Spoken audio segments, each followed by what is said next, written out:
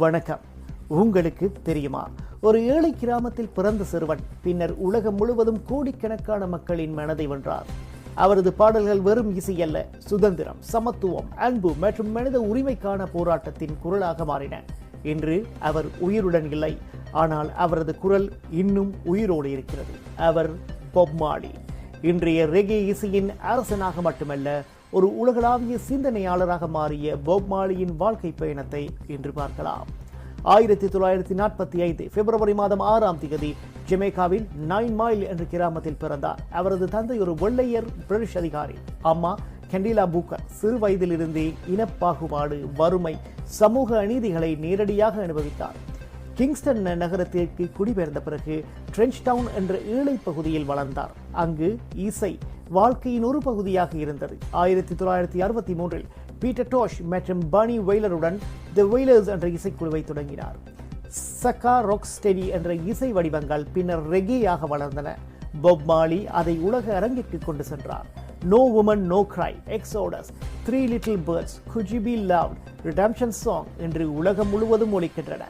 ரஸ்தஃபாரி. Pop மார்லியை புரிந்து கொள்ள ரஸ்தஃபாரி இயக்கத்தை புரிந்து கொள்ள வேண்டும். இந்த இயக்கம் 1930களில் ஜமேக்காவில் உருவானது. அவர்கள் எத்தியோப்பியாவின் பேரரசர் ஹேலி செலேசியை ஆன்மீக தலைவராக மதித்தனர். பாப் மார்லி இந்த நம்பிக்கையை தனது வாழ்க்கையிலும் இசையிலும் வெளிப்படுத்தினார். அவரது ட்ரெட்லாக்ஸ், அவரது வாழ்க்கை முறை அனைத்தும் இந்த நம்பிக்கையின் ஒரு பகுதியாக இருந்தன.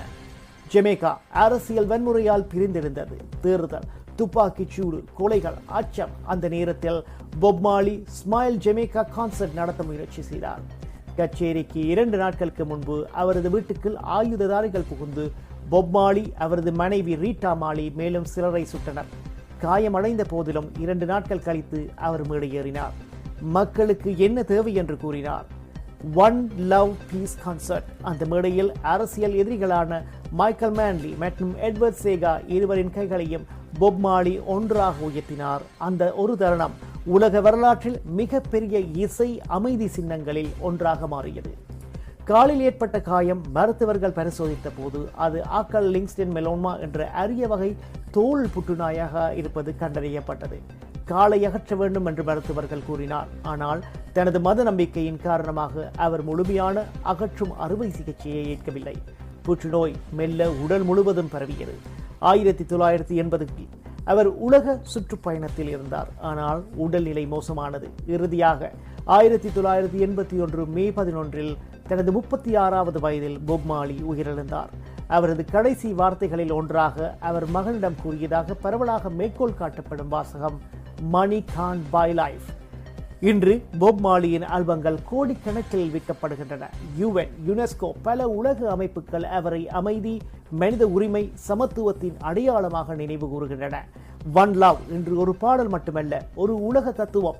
ரெகே இன்று அவர் விட்டு சென்ற உலக இசை. ஜமேக்கா உலக வரைபடத்தில் பாப் மார்லி காரணமாகவே பலருக்கு அறிமுகமானது.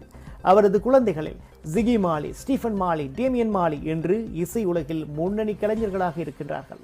ஒரு பாடகர், ஒரு கவிஞர், ஒரு சமூக போராளி, ஒரு அமைதி தூதர். பாப் மார்லி இசையால் உலகத்தை மாற்ற முடியும் என்பதை நிரூபித்த மனிதர். அவர் பாடிய ஒன் லவ் ஒன் ஹார்ட் என்ற வரிகள் இன்றும் உலகின் பல மொழிகளில் ஒலிக்கின்றன. இது உங்களுக்கு தெரியுமா? நான் உங்களின் ரூபன் ஜெகநாதன். இன்றைய நாள் ரெகே மன்னரின் மறைக்கப்பட்ட வாழ்க்கையை உங்களுக்கு தெரியுமாவில் கொண்டு வந்தோம். மீண்டும் சந்திப்போம். நன்றி, வணக்கம்.